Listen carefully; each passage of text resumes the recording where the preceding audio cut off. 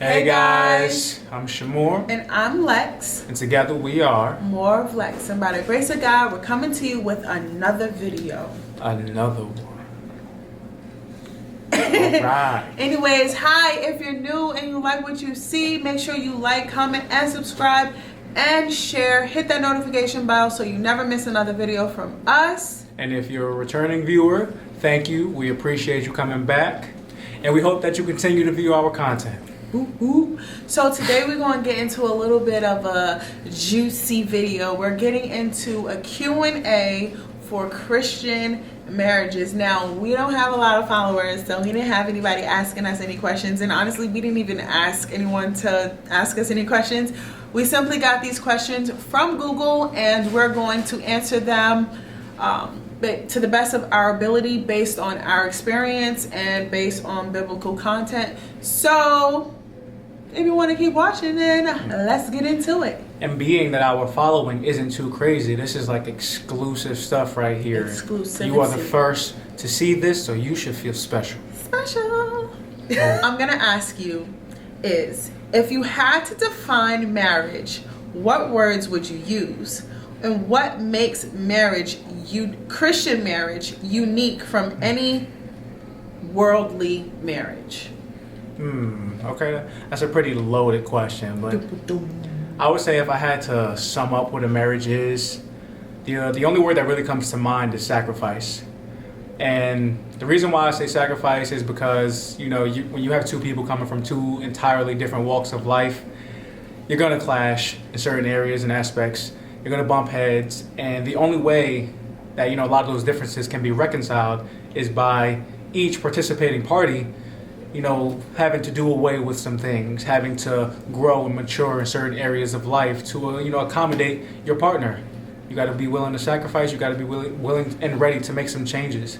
And but marriage as a whole, it's a multifaceted institution. It's a God-ordained institution. Let me go by saying that. First and foremost, it's a God-ordained institution that serves multiple purposes. One of the purposes is for procreation. We got to keep people going. We got to, be fruitful and multiply. And the only way that that's supposed to happen is through the marital process. Another reason and purpose for marriage is to accommodate the human condition. We get lonely, and it's not good for men and women to be alone. So we need partners, we need companionship, we need fellowship. And the third, I would think, is the most important, is to reflect the gospel story and to reflect the love, that Christ has for the church within, our physical reality. We're supposed to have that love for each other that Christ had for the church, and we already know that Christ died for the establishment of the church and his people. And as men, we have to be willing to sacrifice a lot of things, even our lives if we have to, for our spouse. Okay, next question. How would you, because that was pretty lengthy. It was. But it's a deep question. What makes Christian marriage unique and different from worldly marriages? I would say what makes it unique and different is the fact that we're not relying on each other's faithfulness, and we're not relying on each other's love to get us over the humps and to pretty much just get us over the obstacles that life will inevitably bring. Marriage is tough, man. It's not easy. It's a lot of work, and you have to have that mindset and that mentality, that unified mentality together, saying that, look, I'm not only making this commitment to you, but I'm making this commitment to the God that I serve, that blessed us with this institution. So it's much deeper than just, a horizontal love. This love goes vertically as well. So look at you. Okay. Bam. He's smart. Okay, so question number 2. I'm going to take this one off your hands. Let me read it to you. Okay, so what do you do differently as a couple because of your Christian faith? Do you pray together as a couple, study the Bible, meet with other believers? Do you think that activities of this kind have an important impact on the quality of your relationship? These are like questions within questions. Yeah. Okay, so question number 1. What do we do differently as a Christian couple? For starters, because we both have a past. We are not perfect, and will never be perfect, but we do strive to live a more Christ-like life. So as a Christian couple now, as a Christian marriage now, we do not partake in heavy drinking. We don't partake in, any substances. We don't listen to worldly music anymore. We don't even really watch worldly things. We try to stay off of social media as much as possible, unless we have to post videos or, content. But we try to clear our passageways of anything negative, anything that is worldly, that can potentially drag us back into the life that we've, once left, the dead life. So that's one. What was the second question? Do you pray together as a couple? Study the Bible? Okay, don't go too far. I know. Yes, so we do pray together as a couple. We think that it's very important for us to have our separate, journeys with Christ, but it's also just as important for us to have our journey together as a marriage. As a Christian marriage, we have to pray. We have to be at the foot of God just to make sure that we're going about things in the right way. That's just to make sure that we're doing things as biblically sound as possible within our marriage. And it also helps alleviate a lot of arguments, a lot of, tension that we may have from certain situations throughout the day, or the devil, he tries to attack you at any time. And we always use the opportunity when something flares up, we're like, oh, okay, we got to go pray, and we definitely go pray together. I think it's very important, and it's very healthy.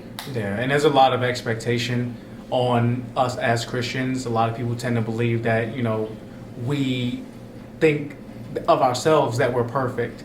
The fact that we are imperfect is the reason that we identify as Christians, because of our flaws and deficiencies as people, it creates the need for Christ. Right. So we are far from perfect. We have arguments, we have disagreements, but it's all about how we approach those arguments and disagreements to reach a resolution. Which is through prayer. And even just, communicating in a way where, we're not blocking those communication channels. We open up those channels so that, I can address what's bothering her and she can address what's bothering me, and, we can restore the peace. Okay, do we study the Bible? Yes, we study the Bible, and let me tell you this man, he is in school right now. He's in school for theological and biblical studies, and all he does every single day is study the Bible. So with that being said, I have to listen to everything that he has learned that day. And let me tell you, sometimes it's a struggle. Sometimes I'm like, he comes to me, he's like, hey, do you want to read Luke with me? And I'm thinking, okay, we're just going to read a chapter in Luke. He's like, no, we're going to read Luke from chapter 1 to chapter 15. And I'm like, we reading all of that today? We don't read this Bible.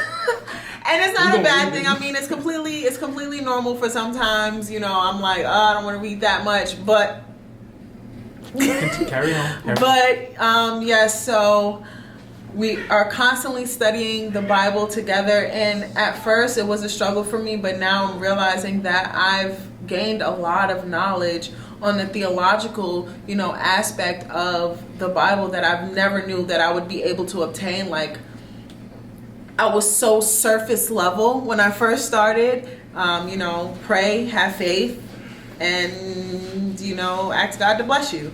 But now, like, there's so many different layers that come under that, the historical side of it, the theological side of it, the way to apply it is just a whole new world for me. So it's definitely a blessing that I have him to be able to help me dive deeper into the Bible. Yes. Next question we're going to ask is, what do you need and expect from each other in terms of openness and depth of communication? Ooh, all right. I could really speak to this one because that was a struggle for us when we first started. Yeah. That was a big struggle for us because we have two entirely different ways of communicating. Me, I tend to be very precise when I speak. The reason why I do that is because I need you, and I need you to understand what I'm saying. I need to explain it. Is one of our lengthier videos, so we're going to stop it here, but we already have part 2 ready. Just stay tuned. And see you there. That's it? Oh, if Find out what happens next time on the next episode of More of Lex.